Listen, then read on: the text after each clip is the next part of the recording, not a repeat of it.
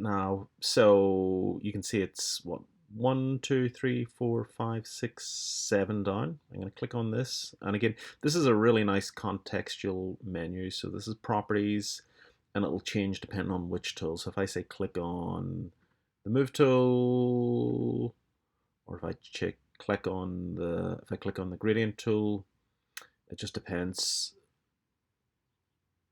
So I've selected the text tool. So there's two ways to apply it. I can just click and start typing. Or if I know, say, I'm creating a poster or design, and I know, for instance, this area here, and I'm just dragging, I've marqueed with my text tool. I know my text needs to fit into this area here. It will keep my text, it'll keep like a bounding box. And Illustrator also generates lorem ipsum, which is just nonsense Latin text. So I can start typing, this is my, I was going to say headline, but it looks like deadline today. There's a lot you can do with text. There's things like hyphenation and so on, but I'm going to keep it really basic because unless anybody wants me to do more. Anyway, here is a piece of text, and I've selected this. Again, I can move it around. I think you can grab the center or you can grab the text. You grab a handle, it's going to change your text box. So I'm going to zoom in, Command plus. Using my type tool, I'm going to select all my text and we're going to play around with it. So Myriad Pro is the default. It's sort of like Times New Roman. Well, it used to be Times New Roman on Microsoft Word.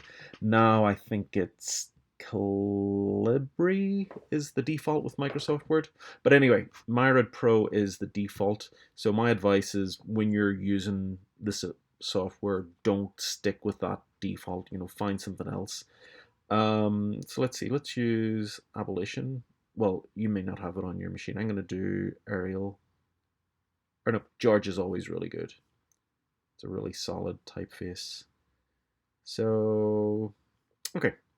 So I've got this selected. I've changed the typeface. Because it's George, it should have a whole bunch. I've got italic, bold, bold italic. Let's do bold italic. My color is black. Let's go and make it green. And even though I clicked on green and it's red, it's because it's highlighted. So if I deselect it, it's green. So if I want to go back to it, I can double click on it. I can make it larger.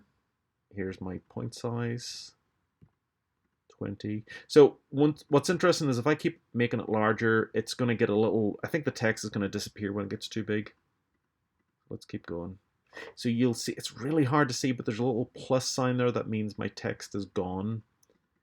And for me to get it back, I need to select the selection tool. I can grab this and resize it. This here is the leading, so I can increase that. So that's the space between each line. And there's other things you can play around with as well. So for instance, let's go and make it, no, we'll keep it that size. Paragraphs, you can center it. You can right align it. You can justify it, which is going to look really bad on a headline. But if you say a body of text, like a chapter from a book, it's going to look much better. It's justified with the last line centered and so on. We're not, well, I could show you create outlines. Yeah, let's do that really fast. So I'm going to select this, delete it. I'm going to draw a new piece of text. Yeah, the word lower works. So if I can change the color. Let's go make it red. But I can't really do much to the text if I say want to change the shape of this R. That's because it's type, it's not a graphic. If I need to change my type, and again, for what we're doing for the rest of the semester, you probably won't, but it's worth showing you. I can select this, and it's called Create Outlines. You're going to see this blue box disappear. So watch what happens. What I've done is I've changed this now into a graphic. And what that means is I can use this white arrow, the direct selection tool, and you'll see that you've got all these points on it. And we'll look at points more when we start exploring the pen tool, but it means I can say grab this point. Oh, I think I have to double click on it. There we go. I can stretch it around, double click this one, move it. I could say select a bunch of them. Should let me stretch them up.